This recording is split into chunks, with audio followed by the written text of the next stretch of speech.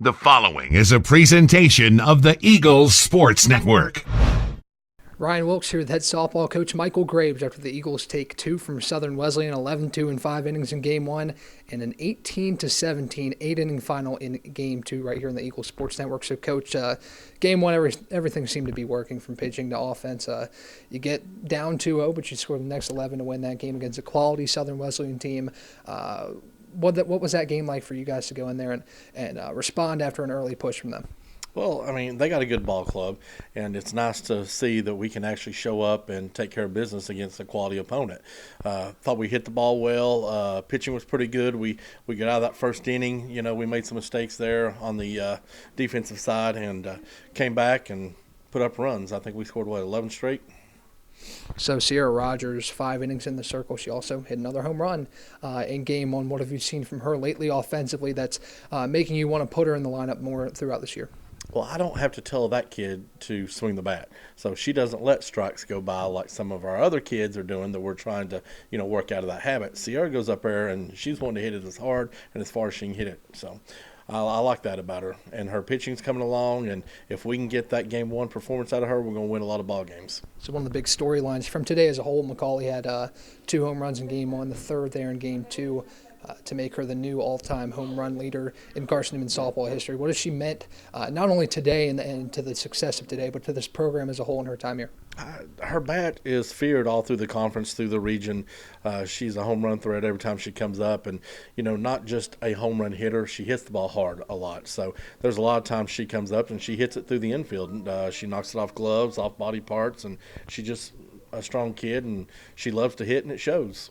So one of the crazier games probably that you've seen here in your time at Carson-Newman in Game 2, 18-17 final over Southern Wesleyan, had a little bit of everything. I mean, pitching, neither side could really find their stride there for a while, but you guys were able to come out on top despite facing multiple 3-run deficits and had to come back there late at the end to win that game. What does that say, the results say about your team's ability to stick to it and not get discouraged?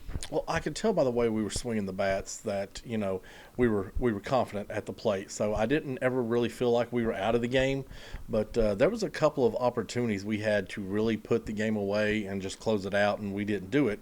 And, that's sad. When Santana was on third in the 8th inning, I said, man, we've got 18 hits and 17 runs, but think of how many bad pitches we've swung at this game. So we still got room for improvement, but 17 runs, that's a lot of runs. If we can, learn the strike zone a little bit better, we can do that more often. So Riley comes in a huge spot, Riley Sykes, in the 8th with a runner on second, and she gets out of the inning without allowing that go-ahead run. What does that mean coming from her in a day that she didn't see any action until late in the day? Hopefully it builds her confidence back up, son. Riley's a good pitcher, and we're going to need Riley down the stretch. But Riley went through a stretch where she just got the ball up, and she got a lot of plate on some pitches, and good hitters made her pay for it. So we need Riley to settle down and just believe in herself and, come back and pitch like she just did right there. So Santana Anderson dropped that ball in right that extended the game with 2 outs in the top of the 7th, but she scores a winning run. And even then you see Hayden Dye when she dropped the ball, giving her some reassurance, and she was able to come in and score that winning run. What does that say about your team's cohesiveness and ability to pick each other up when they're down? Well, hopefully we're coming together more as a team because, every team goes through some, tough stretches and all. And we've had ours too, but I can see – last few games that we're really starting to come together. And I'm glad Santana was able to score on that pass ball right there. It's tough catching a ball that is that high because that ball was really high and the wind's blowing and, it's just tough. I expect her to make it, and I'm going to tell her the same thing. You should catch that ball. But, on the flip side, it's a tough catch. So about all the ups and downs you'd want your team to face before starting conference play next week, what's it going to take to take this in the Newberry series and get a couple wins to open SAC conference play? Well, we celebrated down there for a minute on a good come-from-behind win, but we went straight to, we got Newberry coming up. So we got to focus on Newberry, and we went over. We can't split doubleheaders in conference play and expect to come out on top. So you got to take care of business and be ready to play because, all through the conference – all 12, 13 teams have a chance to beat you on any day.